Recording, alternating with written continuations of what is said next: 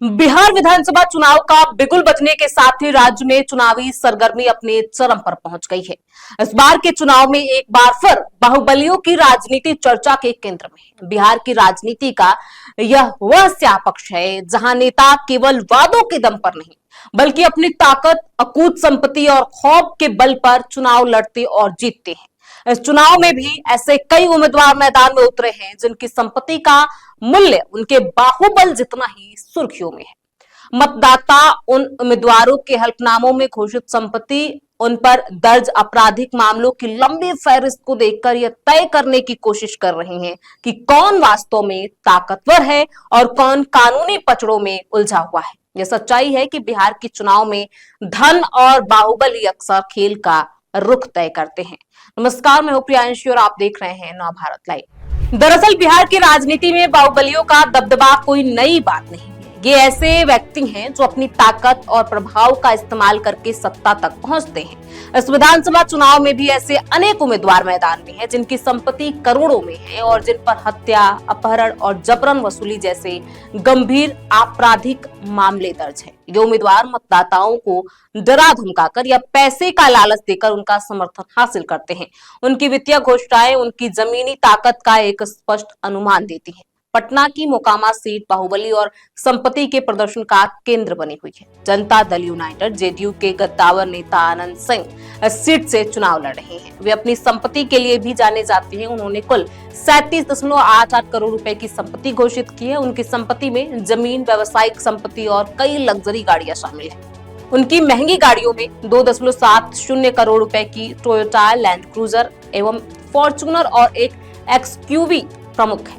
आपराधिक रिकॉर्ड के मामले में अनंत सिंह पर हत्या, धमकी, अपहरण और अवैध हथियार रखने और अपराधियों को संरक्षण देने जैसे 28 आपराधिक केस दर्ज है। अनंत सिंह की पत्नी नीलम देवी संपत्ति के मामले में उनसे भी आगे है। उनकी घोषित संपत्ति 62.72 करोड़ रुपए है। उनके पास भी फॉर्च्यूनर, थार और इनोवा जैसी कई लग्जरी गाड़ियां हैं। इस दंपति के पास कुल 91.61 लाख रुपए के गहने हैं। नीलम देवी के पास 701.1 ग्राम सोना है, जबकि अनंत सिंह के पास 150 ग्राम सोना है। उनकी कई कंपनियों में हिस्सेदारी है और उन पर 50 करोड़ रुपए से ज्यादा का कर्ज भी है।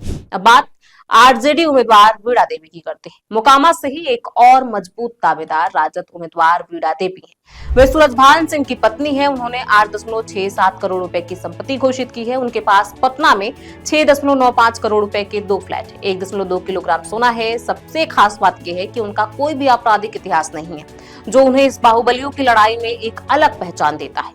राज्य की अन्य प्रमुख सीटों पर भी धन और आपराधिक रिकॉर्ड वाले उम्मीदवार चुनाव लड़ रहे हैं। बाढ़ सीट से राजद आरजेडी के उम्मीदवार करणवीर सिंह हैं। उन्हें लल्लू मुखिया के नाम से भी जाना जाता है। उन्होंने 17.72 करोड़ रुपए की संपत्ति घोषित की है। उनकी संपत्ति में लाइसेंसी हथियार, 400 ग्राम सोना और लग्जरी कारें शामिल हैं। उन पर हत्या, जबरन वसूली, अपहरण और डकैती जैसे 15 आपराधिक मामले दर्ज हैं।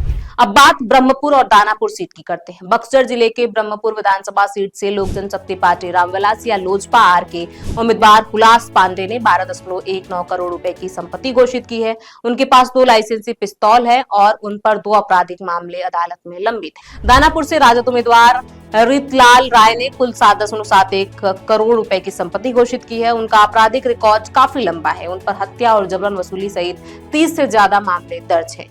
कुचायकोट गोपालगंज से जदयू ने अमरेंद्र कुमार पांडे को मैदान में उतारा है। उन्होंने 5.69 करोड़ रुपए की संपत्ति घोषित की है। उनके पास कई वाहन हैं। वे एक पेट्रोल पंप संचालित करते हैं और व्यवसाय में हिस्सेदारी रखते हैं। उनके खिलाफ हत्या के प्रयास, दंगे और अवैध हथियार रखने जैसे 14 आपराधिक मामले दर्ज हैं। और भी कई बाहुबली हैं, जैसे एकमा विधानसभा सीट से जदयू उम्मीदवार मनोरंजन सिंह है। उन्हें धूमिल नाम से भी जाना जाता है।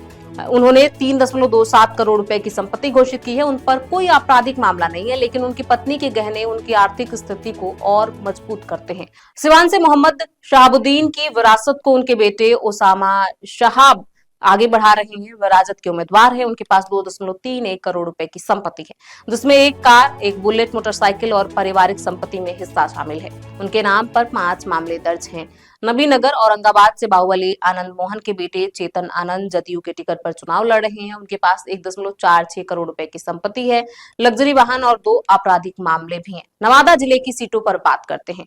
वारिस लिंगज नवादा विधानसभा सीट पर बाहुबलियों की पत्नी आमने सामने है। राजद उम्मीदवार अनीता देवी गैंगस्टर अशोक महतो की पत्नी है। उन्होंने 1.31 करोड़ रुपए की संपत्ति घोषित की है। उनके पति के पास टाटा सफारी, सोना और कीमती पत्थर, दिल्ली और उत्तर प्रदेश में जमीन है और उन पर एक आपराधिक मामला भी दर्ज है। इसी सीट से बीजेपी की अरुणा देवी हैं। उनके पति अखिलेश सिंह स्थानीय बाहुबली हैं। उनकी घोषित संपत्ति 92.57 लाख रुपए है, जबकि उनके पति की संपत्ति उनसे ज्यादा है। उनका कोई आपराधिक रिकॉर्ड नहीं है।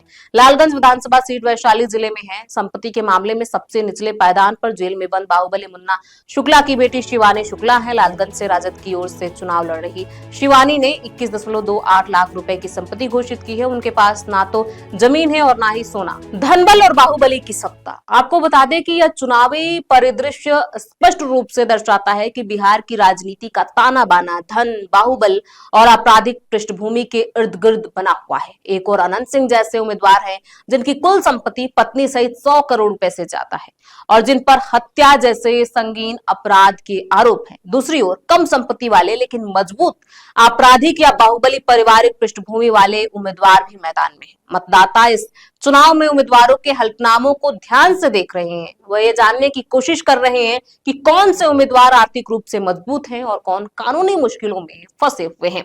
चुनाव के समय ये ताकतवर लोग एक बार फिर से कतार में खड़े हैं और उनका धन और दबदबा ही खेल का रुख तय करने में महत्वपूर्ण भूमिका निभाता है। बिहार के मतदाता इस बार धन और बाहुबल के इस जटिल जाल में से किसे चुनते हैं, यह देखना अत्यंत दिलचस्प होगा। हमारी इस पूरी रिपोर्ट पर आपकी क्या राय है, कमेंट बॉक्स में लिख के जरूर बताएं। बहुत बहुत शुक्रिया।